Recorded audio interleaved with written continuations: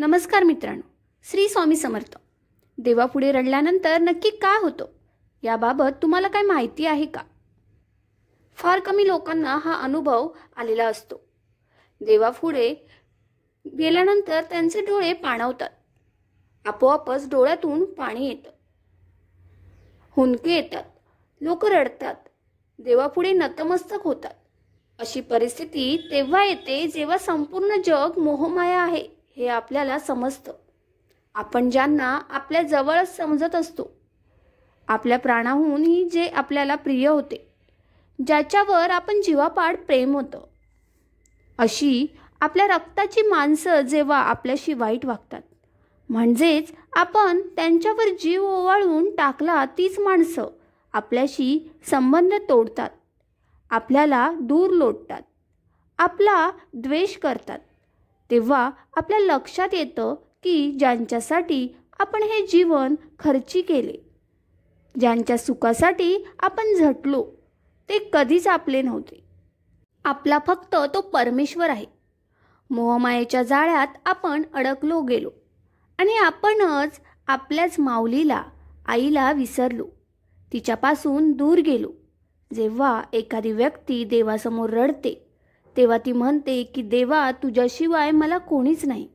ज्या देवावर तुमची श्रद्धा आहे त्या देवावर नतमस्तक होऊन जेव्हा तुम्ही रडता तेव्हा तुमच्या तोंडून बाहेर पडणारा प्रत्येक शब्द हा खरा असतो. यावेळी कोणत्याही फसवणुकीची भावना तुमच्या मनामध्ये नसते, कारण हे शब्द थेट हृदयातून बाहेर पडलेले असतात.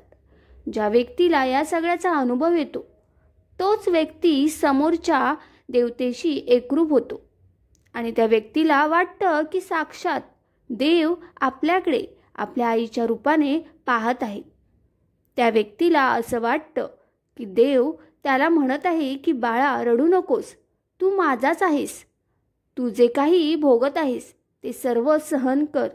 ही सर्व मोहमाया आहे, ही संपूर्ण दुनिया खोट्याची आहे हे तुला समजले आहे, परंतु तू माझा आहेस, त्यामुळे तू अजिबात काळजी करू नकोस.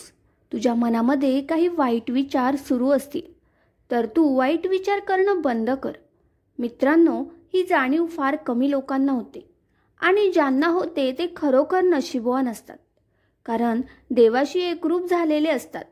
मित्रांनो, हा अनुभव जेव्हा एखाद्या व्यक्तीला येतो व ज्यावेळी ती व्यक्ती आपलं मागणं देवाकडे मागते त्यावेळी त्या व्यक्तीची मागणी लगेच पूर्ण होते.